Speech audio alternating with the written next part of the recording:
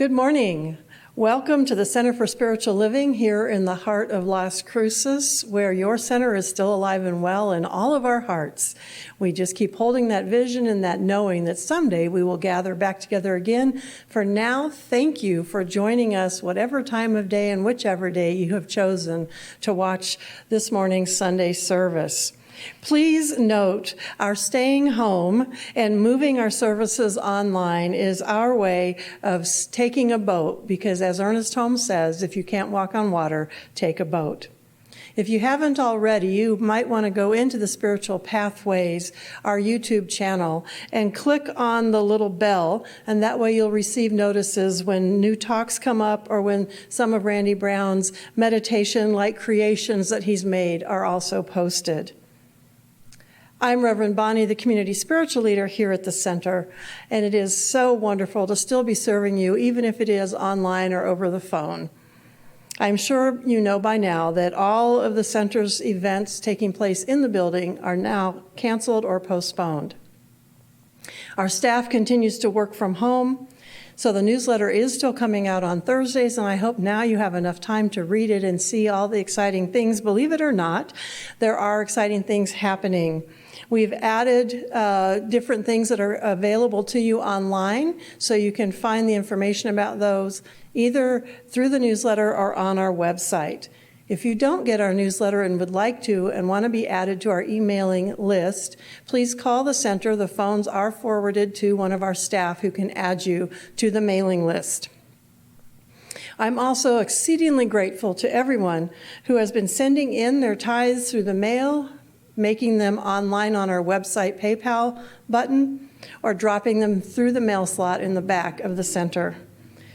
We have done really well at keeping up pretty much. Last week was a little shy, so I'm exceedingly grateful that we have also applied for our payroll protection loan, which was granted and should be showing up in our account soon. Thank you again to the members who voted and allowed us to apply for that loan. And again, thank you so much to all who are tithing still and continuing to send in checks. That helps us to keep the rest of the center alive and well.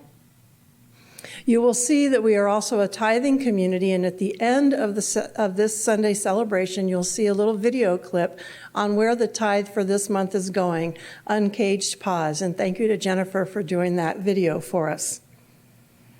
We'd also like to have you send in a selfie, just a simple selfie taken on your phone. Send it to Randy Brown so that he can create a collage for us.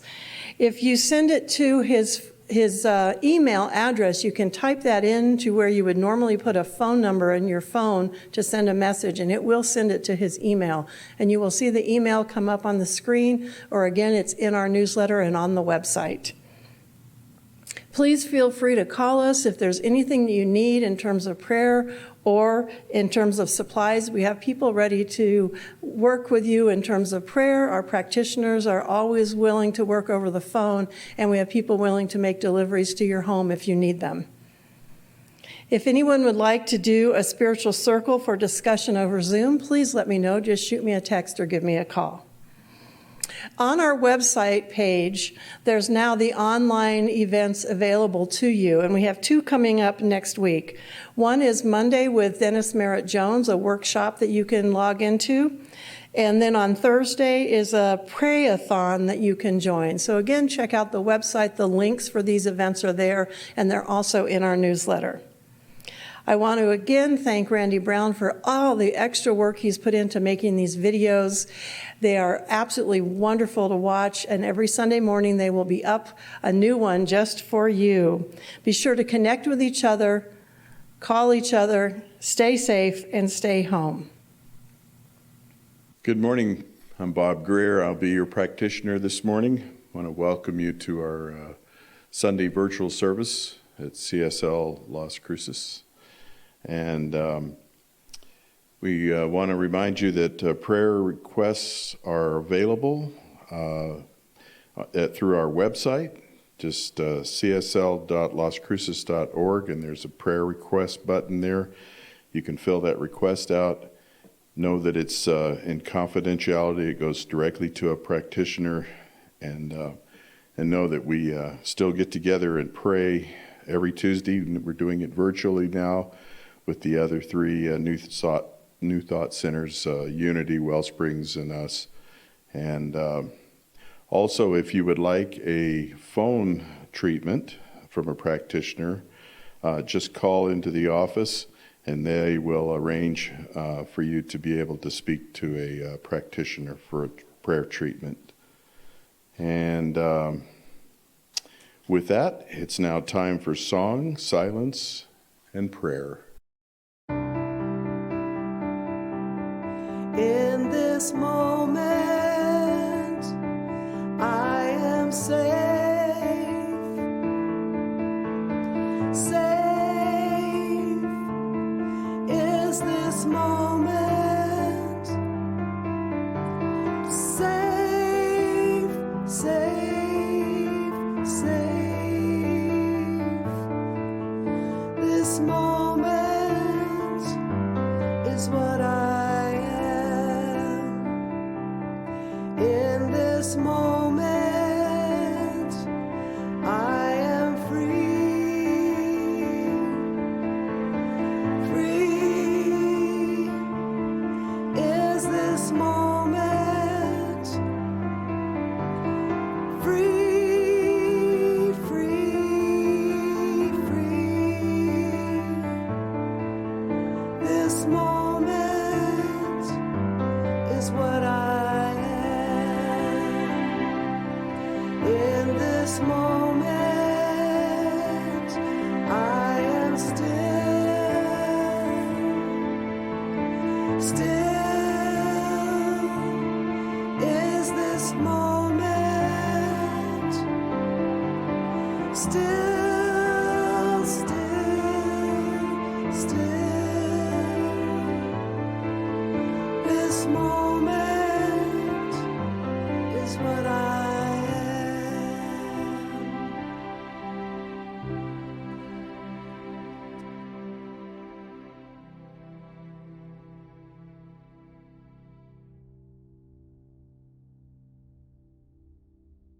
So I know and sense and feel that the divine power and presence is right here, right now. I know I am connected to that source at all times. And as I claim this truth for myself, I claim this for each and every person today, each and every person that's watching online, each and every person. And I know that we are all divinely guided and protected in this time.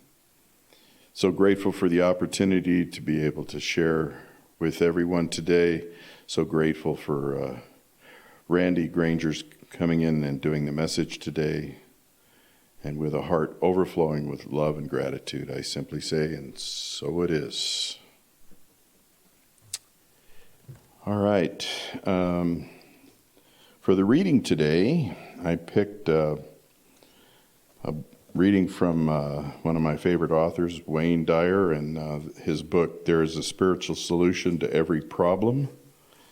And the section I'm reading is called Practice the Presence of Spirit. So, practice awareness of the impossibility of being outside the omnipresent Spirit. Some ways of doing this are to remind yourself when you first awaken that this is a day God is with you at all times. Remind yourself that everywhere you are is a holy place. Every meal you eat, be mindful of what it took for that food to reach your plate. When you make a phone call, drive your car, or enter your workplace, begin to have this God realization. As you practice being mindful of the presence of the divine, invisible spirit you will notice a greater sense of peace, a stronger feeling of being safe and secure, and a knowing that you are healthy and living from an inner sense of integrity. These feelings result from simply silently practicing, and I emphasize silently, no preaching or converting to others as you do. Simply realize the presence of your source from which you are never truly separate, except in your own mind. Just being mindful of the divine presence will raise your energy vibration. You have to attune to the vibrational energy of God to be able to receive guidance. When you find yourself feeling out of sorts, anxious, or afraid, exercise your mind by inviting the realization of the omnipresence of Spirit to be known now. Do this in the midst of your fear or anxiety and notice how it seems to be much less troubling. Some teachers refer to this practice as mindfulness. It is a sure way to raise the energy field frequencies to a higher realms. You literally provide yourself with a treatment when you stop and remember to practice the presence of God within you and around you. So it is.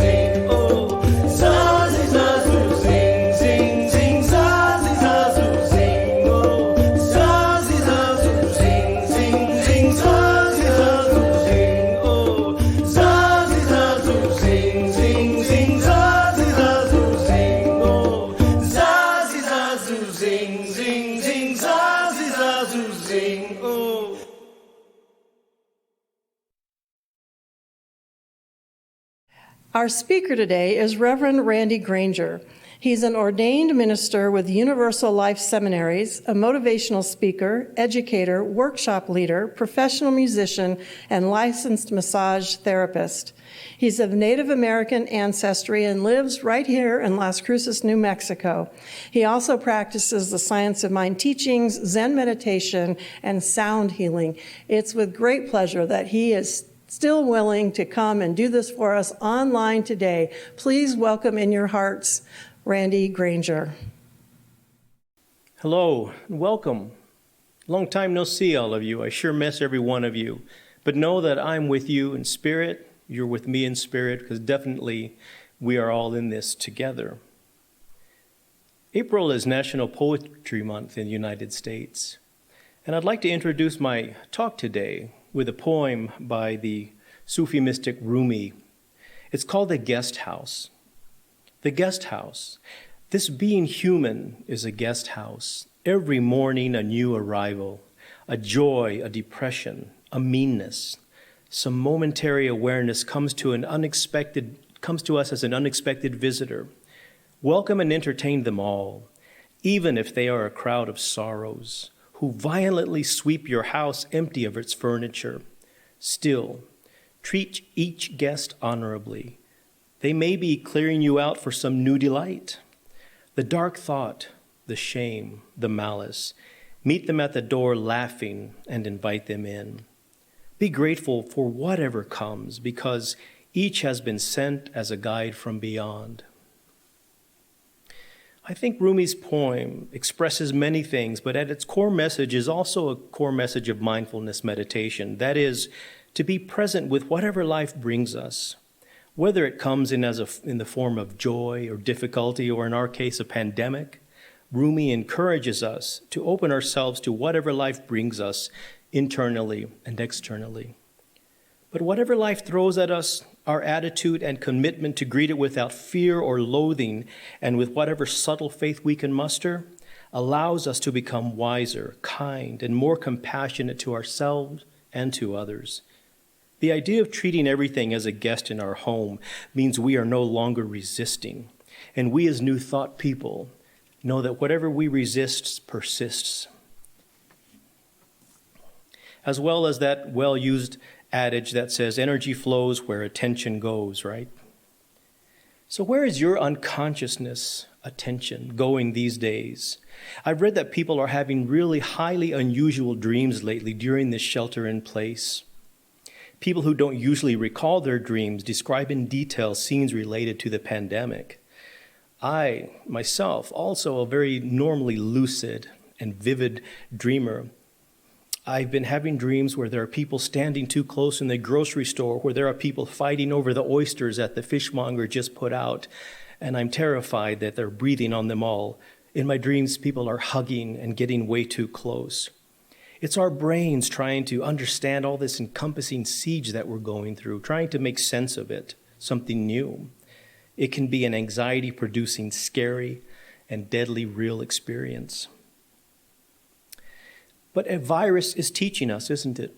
But really, we are being taught by our response to that virus, to the new experience. Change is uncomfortable. Loss is uncomfortable. What are we being asked to learn, though? How are we being forced or asked to change? What reminders are we being shown? These are some of the spiritual gifts our new guest has bringing. We're not the first people, of course, to experience siege and genocide and pandemics and plagues and famine and massive death. But those all happened to someone else and in the past, didn't they? But this is happening to us. But I want to remind each of us that if you're able to watch this today, that all of your needs are being met. Now hear me out. All of your needs in this moment are being met, as are mine. You have electricity, you have some food, internet service, a working phone, a tablet, a computer. In this very moment, then, all of your needs are being met. So bask in that knowledge and let yourself feel gratitude and let it radiate out. Maybe later, when you go to the store to try to find toilet paper or your favorite treat, you may not feel the same way. But for now, in this moment, know that we are supported and safe. If you're healthy and you're not in the hospital with COVID-19 right now, then you can breathe in appreciation and breathe out gratitude. A few years ago, I was performing at the Salt Lake City Fringe Festival, and I had a day off, so I went to a performance of a Maori dance troupe from New Zealand. The dance they told was the story of the Maori creation story, with colorful costumes and sets and vivid dances. And as they moved into the 1918 influenza pandemic, the set became blue and gray, and the costumes also gray. And soon they became a mass of piled bodies with only a few left standing and mourning their ancestors. There were 2,500 Maori deaths out of a Maori population of about 51,000. So the death rate was around 43% compared to the European rate of 5.5%. Adding to that fear and distress was that it left many orphans because the virus attacked young adults mostly.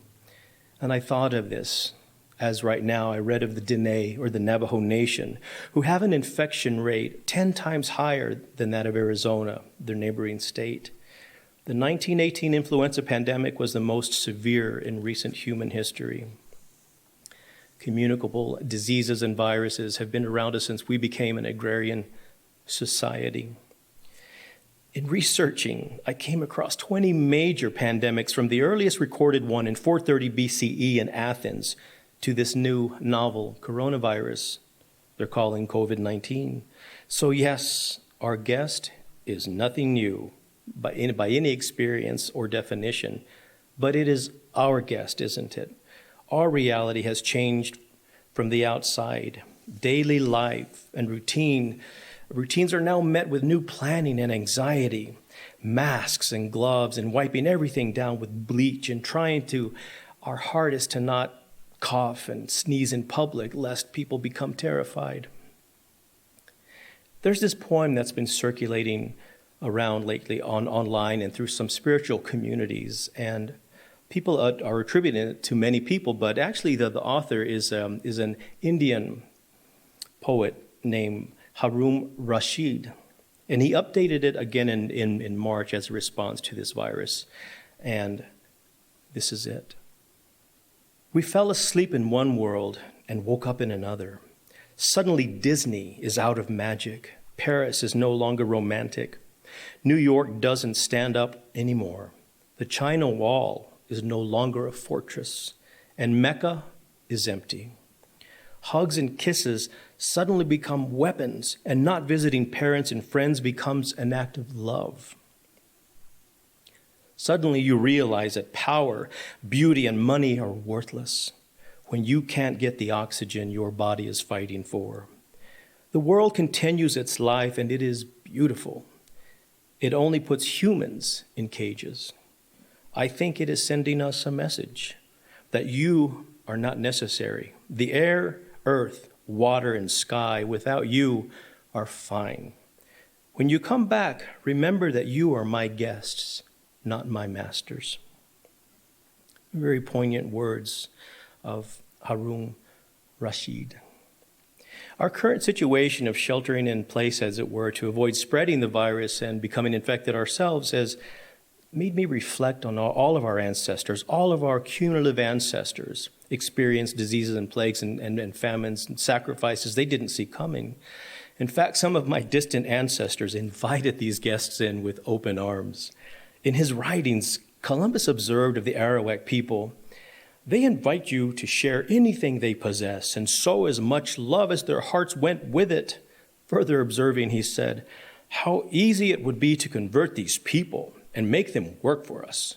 Within 100 years, the Arawak Indians were completely destroyed as a result of subjugation and diseases introduced by the Eastern Hemisphere. By some estimates, 90% of the indigenous people of the Americas were killed off mostly by diseases.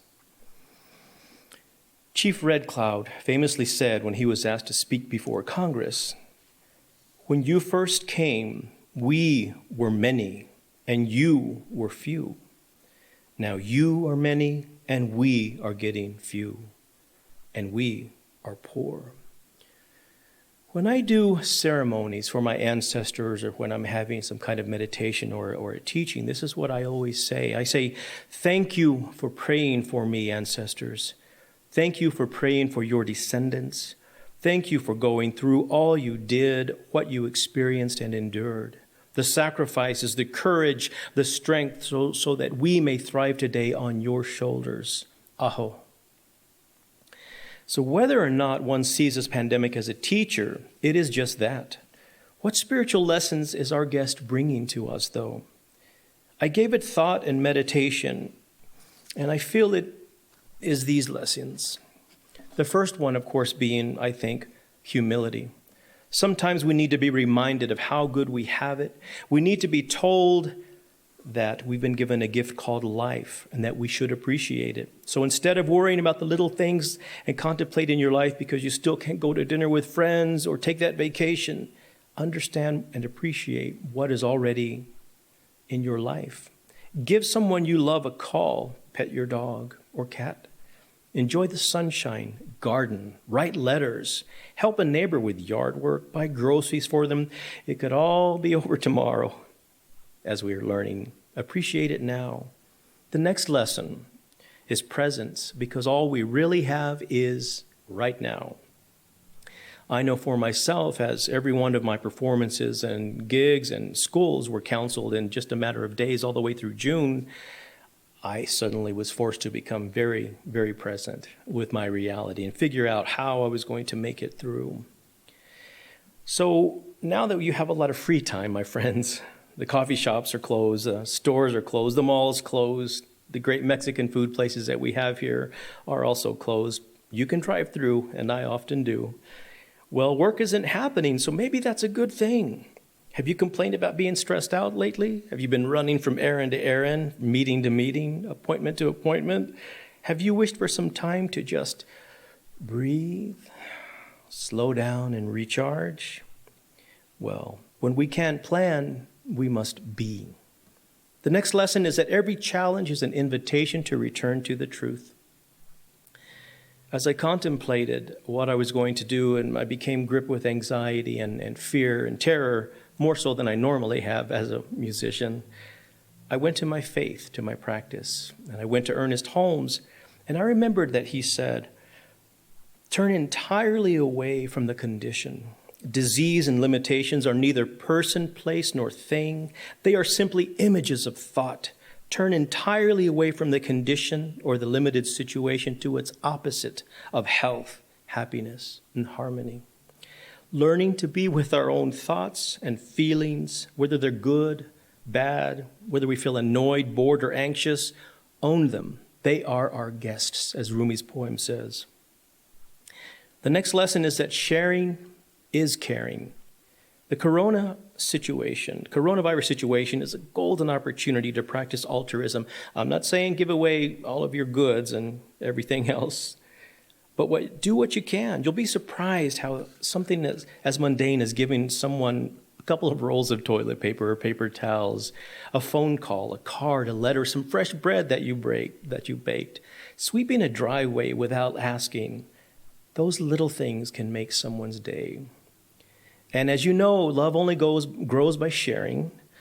You can only have more for yourself by giving it away to others, as Brian Tracy said. The next lesson is that nature desires balance above all things. Chief Seattle once said, every part of this earth is sacred to my people. Every shining pine needle, every sandy shore, and every mist in the dark woods, every clearing, and every humming insect is holy in the memory and experience of my people.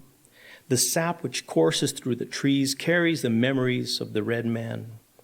This we know, all things are connected. Whatever befalls the earth befalls the sons of the earth. Man did not weave the web of life. He is merely a strand in it. Whatever he does to the web, he does to himself, Chief Seattle said. Just in this last week alone, Los Angeles reported some of the cleanest air on the planet. You can actually see the skylines from the hill now. They reported a 31% reduction in air pollution alone. India almost has the same records. Everywhere the air is clean. The canals of Venice are so clear that I've seen videos of jellyfish swimming. No, there haven't been any dolphins, like was reported. The birds I've noticed on my morning walks seem so much louder. Maybe it's my imagination or my attention to them, but they seem to be calling each other more vigorously, especially the quail. I can hear them in the morning with their really loud call, and I love it. Clean air, lakes, and water is something that we definitely should be focusing on here in the Southwest as our aquifers dry up every year.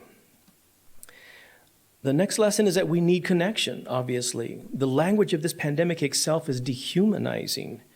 It's calling for social distance instead of physical distancing, which is what I prefer. The language of isolation, self-isolation, quarantine, and lockdown. People in the stores, I've noticed, rush and not make eye contact with you. They're shopping like predators, something I only experienced once when I was shopping at Trader Joe's in Santa Fe on Thanksgiving Day. Every time I'm at a store, I look at the cashiers and I make eye contact with them and I say, thank you. Even with my mask on, they understand what I'm saying.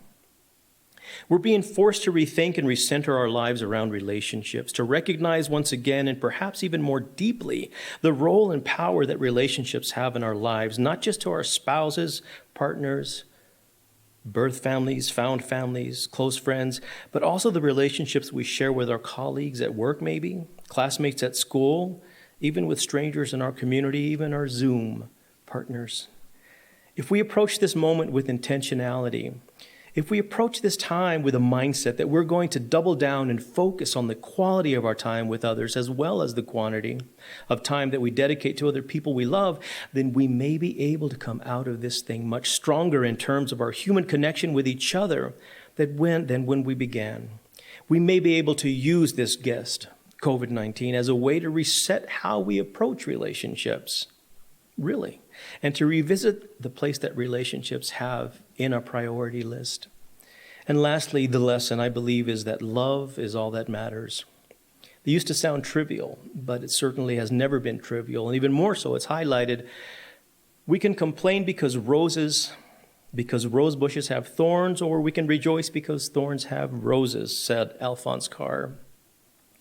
If you can take away one thing, just one thing from this pandemic, let it be this. In every situation, no matter how negative it is, you can always find a spark of light.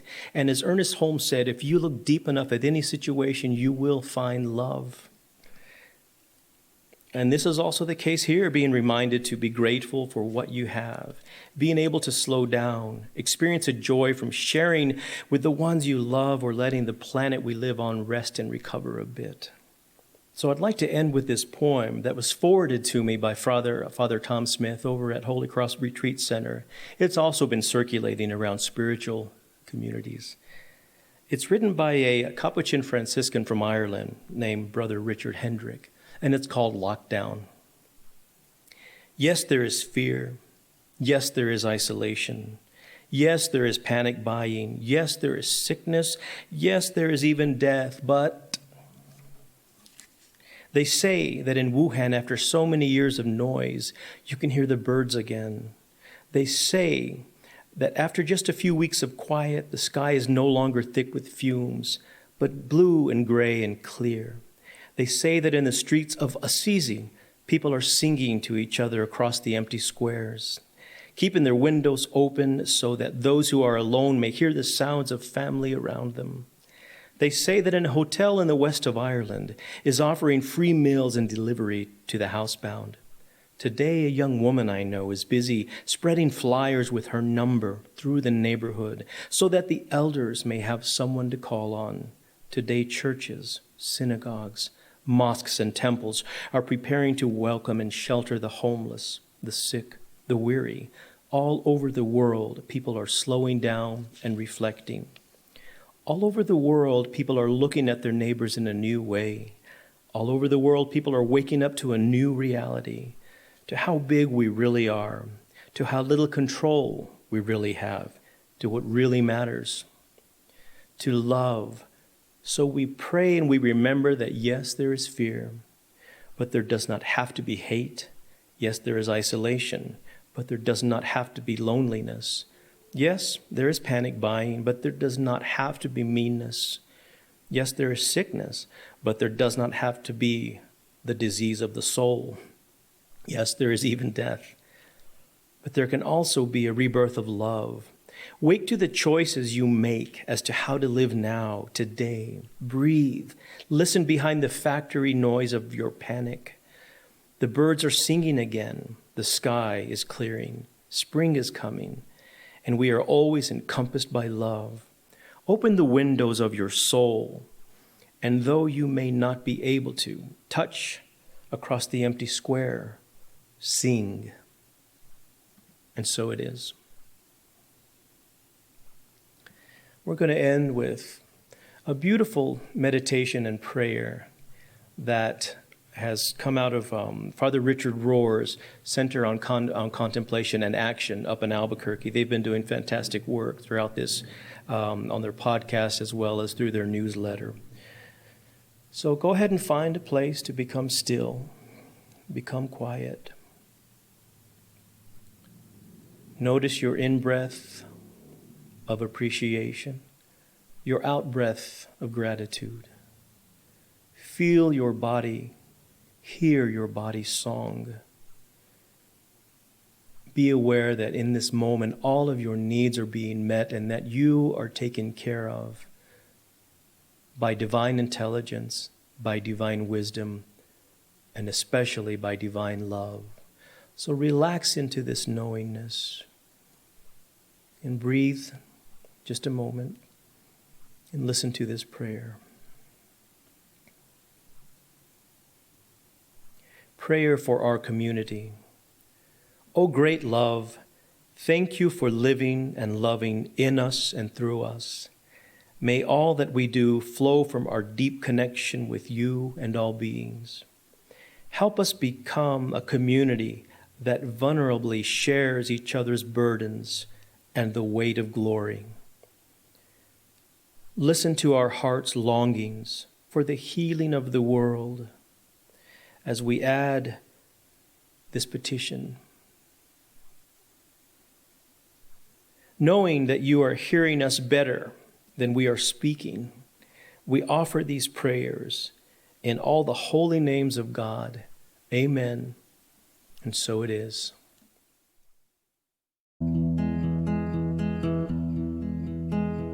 Deep peace of the running wave to you. Deep peace of the flowing air to you. Deep peace of the quiet earth to you. Deep peace of the shining stars to you.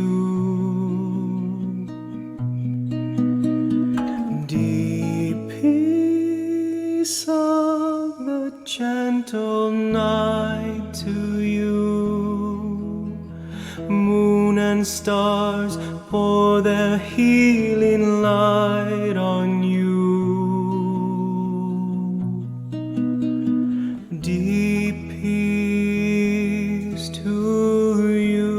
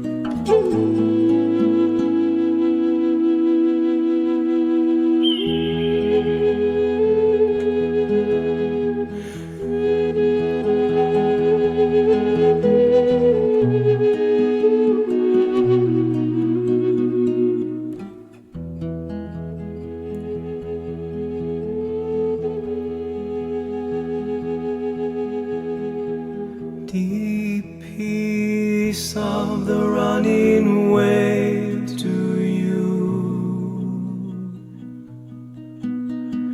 Deep flowing air to you. Deep peace of the quiet earth to you. Deep peace of the shining stars to you. And deep peace of the gentle night to you. Moon and stars pour their healing light on you. Deep peace of the gentle night to you. Moon and stars pour their healing light on you.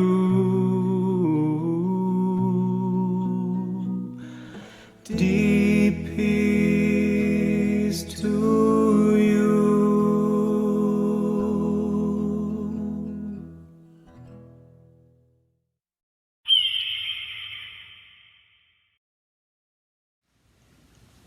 Hello everyone, this is Jennifer and this is Sheba.